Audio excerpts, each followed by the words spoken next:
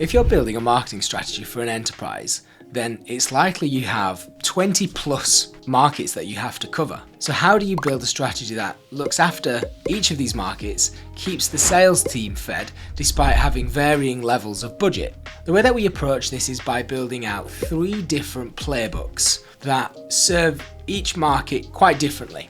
So for example, for the markets that have the lowest revenue potential and the lowest sales performance, we'll only launch the foundation playbook.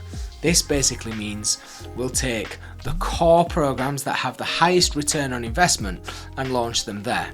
This foundation playbook runs across all markets with varying budget levels. We'll develop a new segment for growth. This includes programs that reach people earlier in the buyer journey, but also adopts that foundation program where we know we're going to be maximizing the return on investment. So in this growth segment, we're going to cover markets that have moderate sales performance and a reasonable growth opportunity. After this, we'll develop a more mature demand gen program and we'll call this the venture segment. Here we have the top 3 markets that probably occupy maybe 50% of the total marketing budget.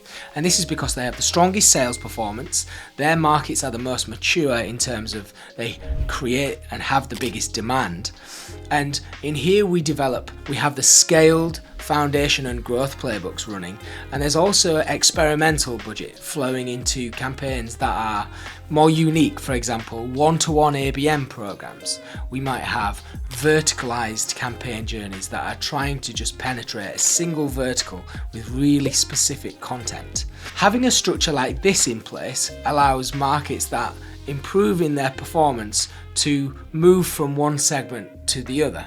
So there's a clear path for where they go next in terms of the strategy.